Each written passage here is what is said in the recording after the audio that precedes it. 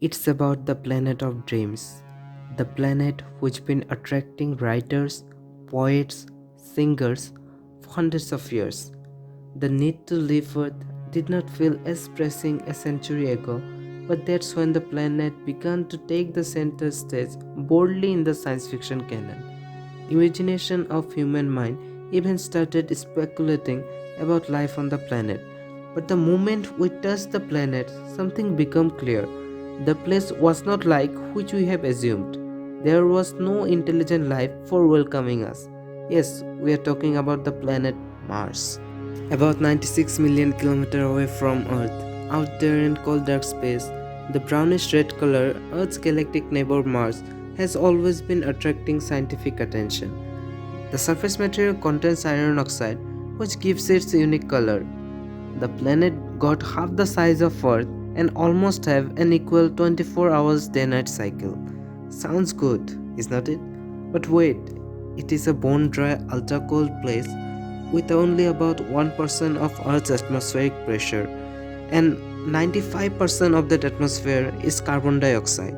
The gravity is 63% less, and it would take at least 6-7 months to get there with current technology. So the question is why then? Why one might want to go to Mars? It's seemingly difficult one. So time to deep dive and explore into the unknown. One thing we can be certain about the future is that we have to leave the planet Earth someday, perhaps after millions of years. The question is not only about when will we go, it's all about where will we go. It turns out finding a place where humanity can outlast is not that easy. But currently, the best bet we can put is on planet Mars. Mars and Earth are very different planets when it comes to temperature, size, and atmosphere. But geologic processes on the two planets are surprisingly similar. On Mars, things like mountains, sand dunes, volcanoes, canyons, and impact basins are much like the ones that we see on Earth. For example, look at those pictures. Does they look much different? Yet they are from different world.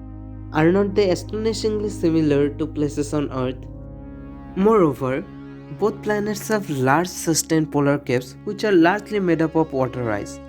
The sibling planets also have similar rotational axes which results to various seasonal changes in both Mars and Earth. Even with these similarities, why there is no one in Mars and there are people thriving on Earth?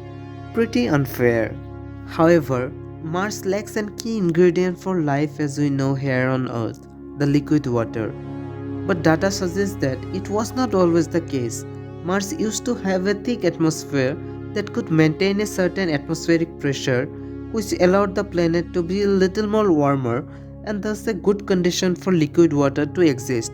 But later it experienced a drastic change around 4.2 billion years ago when the magnetic field disappeared. Without the protection of magnetic field, Martian atmosphere is directly attacked by solar radiation which stripped off the atmosphere and leave it with just a thin layer. Due to low atmospheric pressure, the liquid water get boiled away and lost into space. There are still traces of dry river beds on its surface. What caused this dramatic change? Only way to know is to go and explore. Mars' unexplored surface may hold unimagined riches and resources for future of humanity as well as the answers of the deepest philosophical questions that humans been wondering for millennia. Though there is no possibility of finding any intelligent life as we know, but we cannot deny that there is not any microbial life on Mars or there was not any in the past. Finding life on Mars will be a big deal because it will point out to the fact that universe is full of life. The search of the answer will be both invigorating and illusion shattering. It will force humans to confront their own myths and consider alternative narratives about the universe. Additionally, our knowledge of geology, biology, climate are restricted to only Earth.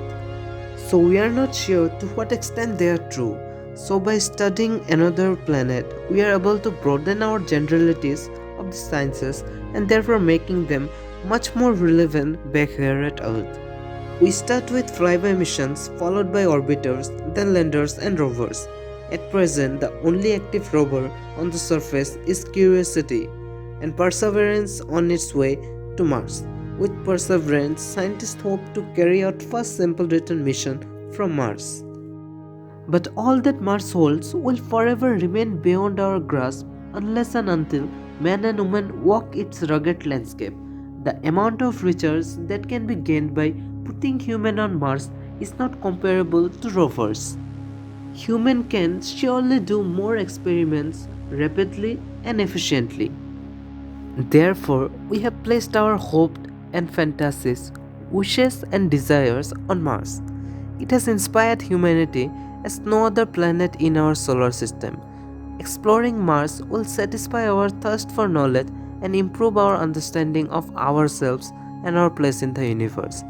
Mars is endowed with all the resources needed to support not only life but the actual development of a technological civilization. By setting our feet on Mars, we will push the boundaries of human capabilities. And that's the pioneering characteristic of human DNA. The thing is, someone will go at some point. Who goes matter less than the fact that a species, namely Homo sapiens, put its baby steps on the surface of another world.